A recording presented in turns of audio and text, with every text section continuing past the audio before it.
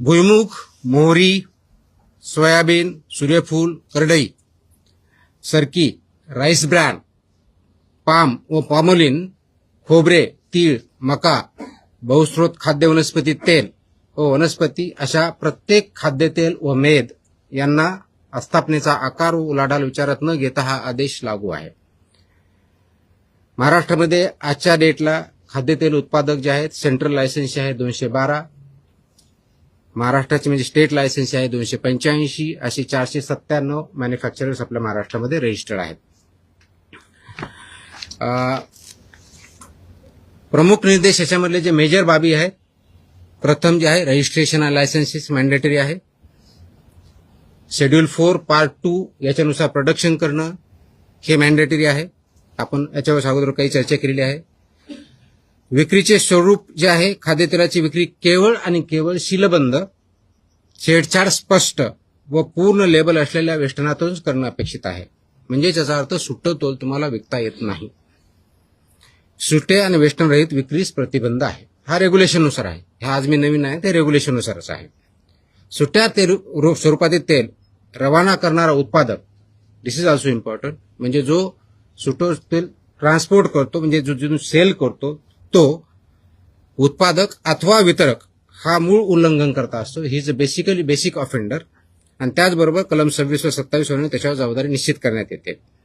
किरकोळ विक्रेत्याने म्हणजे जे कोणी आपण म्हणतो की किराणा दुकान असेल, छोटं सुपर मार्केट असेल, जे कोणी असेल, विनाशील अथवा छेडछाड झालेली खेप नाकारणं अपेक्षित आहे. त्यांना जर कोणी सेल करत असेल तर ते त्यांनी ऍक्सेप्ट करू नये व पुरवठादाराची माहिती अन्न सुरक्षा अधिकाऱ्यास कळवणं अपेक्षित आहे. त्यांनी जर हे केलं नाही तर ते पण तेवढ्याच बाबतीत जबाबदार राहतात. बहुस्रोत खाद्य वनस्पती तेल जे आहे आणि मोहरी तेलाच्या बाबतीत स्पेसिफिक सूचना आहे. आगमार्क प्रमाणपत्रासह 15 किलोग्रॅमपेक्षा अधिक नसलेल्या सीलबंद वेष्टनातच विक्री करणं अपेक्षित आहे. वेष्टनाच्या दर्शनी भागावरती बहुस्रोत खाद्यतेल ही घोषणा असणं अपेक्षित आहे. त्या घोषणेमध्ये प्रत्येक घटक त्याच्यात इन्क्लूड आहे, त्याचं नाव व वजनी टक्केवारी आणि सुटे विकू नये ही घोषणा सुद्धा अपेक्षित आहे. 8 जून 2021 नंतर उत्पादित कोणत्याही बहुस्रोत खाद्य वनस्पती तेलात मोहरी तेलाचा समावेश करता येणार नाही. याचं नोटिफिकेशन ऑलरेडी 2021 मध्ये काढलेलं आहे.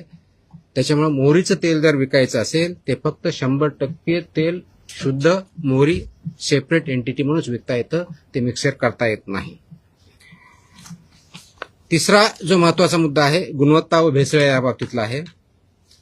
अर्जोमेन तेल, खनिज तेल, एरंडेल तेल व ट्रायऑर्थोक्रेसिल फॉस्फेट यांची उपस्थिती पूर्णतः प्रतिबंधित आहे. ऑइलमध्ये, एडिबल ऑइलमध्ये याच्यामध्ये कोणताही आयटम किती not even single particle of that can be should be available here is absolutely prohibited because it is unsafe.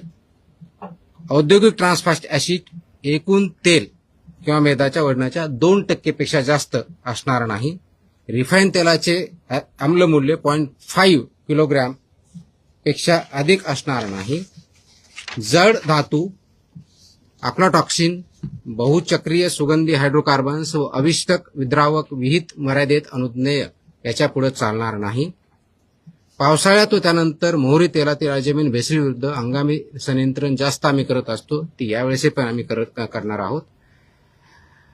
जे पॅकेजिंग आहे ज्याला वेस्टर्न म्हणतो, थेट संपर्क म्हणजे ज्याच्यामध्ये हे पॅकेज केलं जातं, मग तो काही प्लास्टिकच्या बाबतीत असेल, काही टीनच्या किंवा स्टीलच्या बाबतीत असेल, ती शुड बी फूड ग्रेड असणं अपेक्षित आहे आणि ते NABL लॅबनी प्रमाणित केलेलं असावं हे अपेक्षित आहे. लवचिक वेष्टनासाठीचे स्पेसिफिकेशन आहेत, खूप टेक्निकल आहेत. IS 14636, IS 1993 हे डिटेल्स आहेत. आपल्या याच्यावरती काही जर रिसर्च करायचे आहे ते माझ्या वेबसाईटवरती आहेत, you can go through that. Plastic जे वापरतं याच्यासाठी ज्याच्यामध्ये हे तेल पॅक केलं जातं त्याची स्थलांतर मर्यादा म्हणजे त्या प्लास्टिकमधून त्या फूडमध्ये म्हणजे ऑइलमध्ये, एडिबल ऑइलमध्ये कितीपर्यंत अनुज्ञेय आहे तर ते 60 मिलीग्रॅम प्रति केजी. याच्यापेक्षा जास्त झालं तर इट बिकम्स अनसेफ. म्हणून त्या धर्तीचं प्लास्टिक किंवा पॅकेजिंग मटेरियल हे अपेक्षित असतं. आणि DHP सारखं जे प्लास्टिक आहे त्याची विशिष्ट मर्यादा ही 1.5 मिलीग्रॅम पर केजी आहे.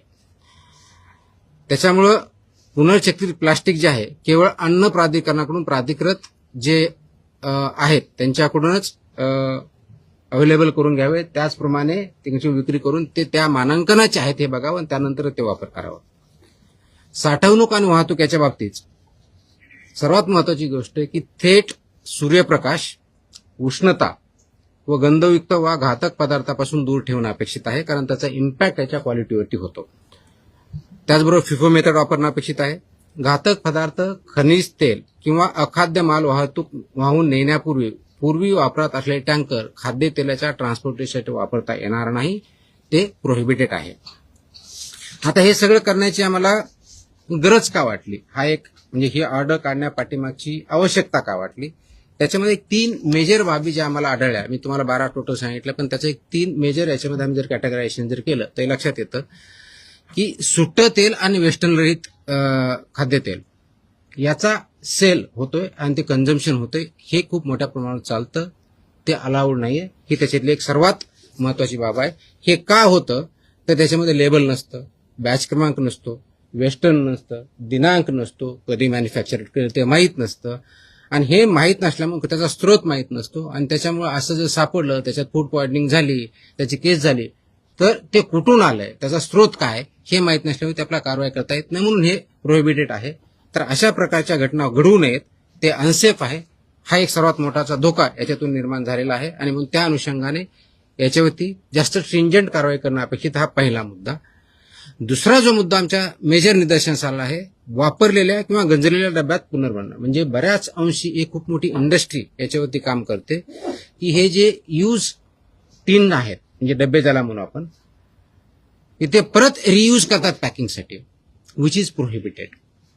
ते रियूज करण्यात येताना त्याच्यामध्ये अडल्चरेशन होऊ शकतं, अनसेफ होऊ शकतं, आणि त्याचा वापर झाल्यामुळे जे ह्युमनसाठी कन्झम्पशनसाठी अलाउड नाहीये, प्रोहिबिटेड आहे किंवा अनसेफ आहे, असा प्रॉडक्ट तयार होतो. म्हणून खनिज तेल, वंगण, रंग किंवा रसायने साठवलेल्या डब्यांचा पुनर्वापर तसेच डाग वेल्डिंग केलेल्या डब्यामधून धातूजन्य दूषितता होऊ शकते, आणि म्हणून त्याचा वापर प्रोहिबिटेड आहे. परंतु या इंडस्ट्रीमध्ये काही इस्टॅब्लिशमेंट इलिगली हे वापरतात, त्याच्यामुळे त्यांच्यावरती कारवाई जास्त प्रमाणात होणं अपेक्षित आहे. हा दुसरा मेजर इश्यू आमच्यावरती आम्हाला जो आढळून आलेला आहे तो आहे. आणि तिसरा आणि अत्यंत महत्वाचा, विशेष करून तुम्हा आमच्या सगळ्यांसाठी जे मोठ्या सिटीजमध्ये राहतात, मोठ्या हॉटेल्समध्ये किंवा रेस्टॉरंटमध्ये राहतात, त्यांच्यासाठी की तळणीच्या तेलांचा वारंवार वापर, हे जे ऑइल यूज केलेलं आहे त्याचा परत रियूज होतो. ते वारंवार तापवल्यानंतर काय होतं तर त्याच्यामध्ये हानिकारक ध्रुवीय संयुगे, ट्रान्स फॅटी ऍस तयार होतात, ऍसिड्स तयार होतात, अल्डिहाइड्स तयार होतात, आणि त्याचा परिणाम आपल्या हेल्थवरती होतो. त्याचा सेवनाचा संबंध रक्तातील आपलं मेदविकृती, धमनी काठिण्य, उच्च रक्तदाब, यकृत व मूत्रपिंडाची हानी आणि कर्करोगाच्या वाढत्या धोक्याशी डायरेक्टली कनेक्टेड आहेत, असे रिसर्च आहेत, त्याच्यावरती हेल्थ पेपर आहेत, आणि WHO पासून सर्वांच्या याच्यामध्ये वॉर्निंग पण आहे.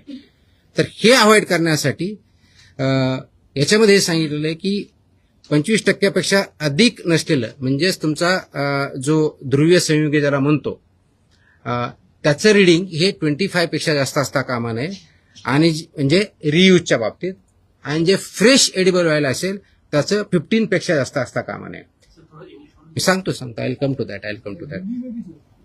म्हणजे मराठी तो पहिले खत्म करने दो, मेरा मुझे बहुत याद करना पड़ा है sir. So this is important and this is consumed by everybody.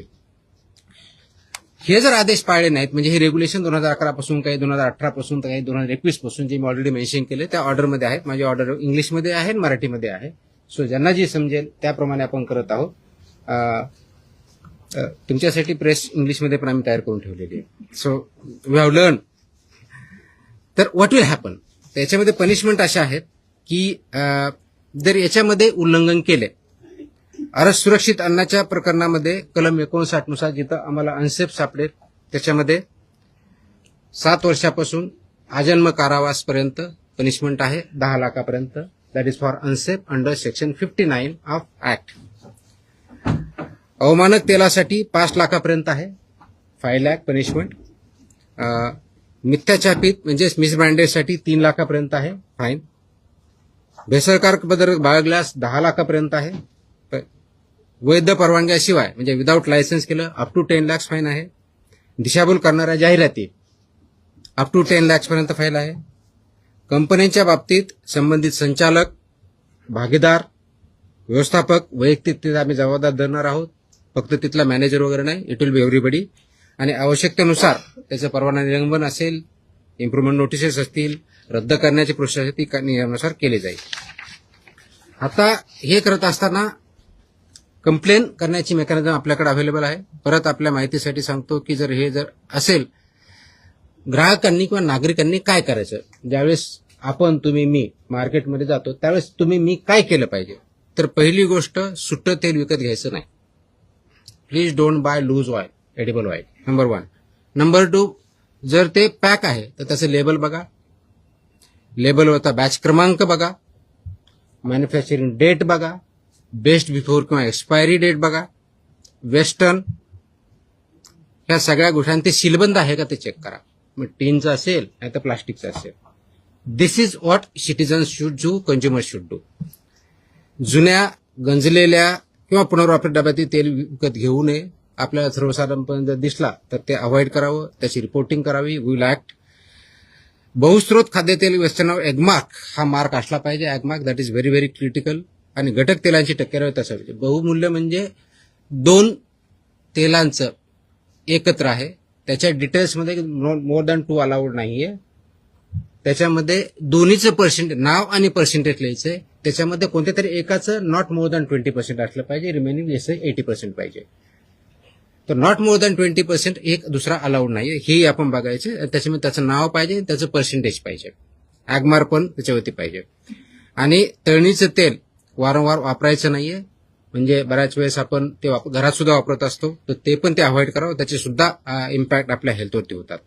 तक्रार करण्यासाठी ऑफकोर्स complaints.mahadfda.in हा आहे. आपला टोल फ्री क्रमांक 1800-222-365 आहे. फसाईचा टोल फ्री नंबर 1800-112-100 हाही आहे.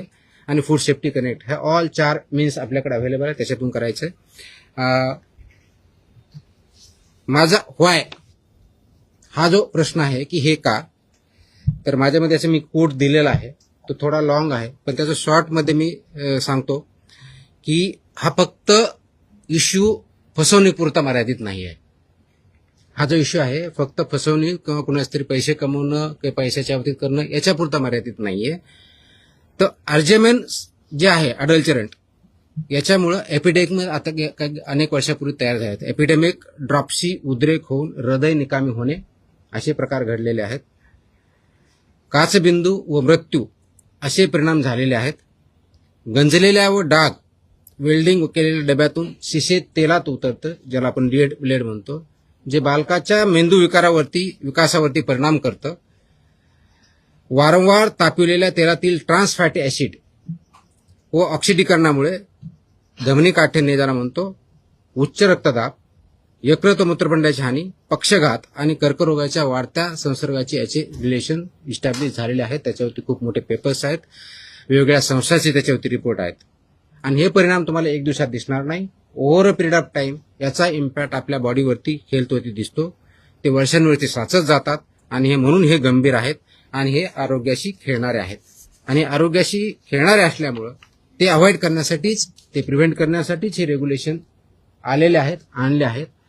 जो प्रिव्हेन्शन ऑफ अडल्चरेशनपासून सेफ्टी अँड स्टँडर्डपर्यंत आपण ऍक्ट आणला आणि त्याचे रेग्युलेशन केले, त्याच्या पाठीमागचा उद्देश आहे. त्याचं इम्प्लिमेंट करणं आणि स्ट्रिंजंटली इम्प्लिमेंट करणं गरजेचं आहे. त्या अनुषंगाने हे आदेश आज आम्ही महाराष्ट्रामध्ये इम्प्लिमेंट केलेले आहेत. याचा अर्थ याच्या अगोदर नव्हते का? डेफिनेटली होते, पण बऱ्याच याच्यामध्ये असं होतं की आम्हाला कोणते रेग्युलेशन लागू आहेत, काय लागू आहेत, आम्ही बघायचं का त्यांनी बघायचं, असे काही क्वेश्चन निर्माण झाले होते. तर नागरिकांना याच्यातून माहिती पडावी. जे याच्यामध्ये FBOs आहेत, फूड बिझनेस ऑपरेटर्स, त्यांनाही पूर्णपणे माहिती व्हावं आणि आमच्या अधिकाऱ्यांनीही त्याप्रमाणे इम्प्लिमेंट करावं, हा याच्या पाठीमागचा उद्देश.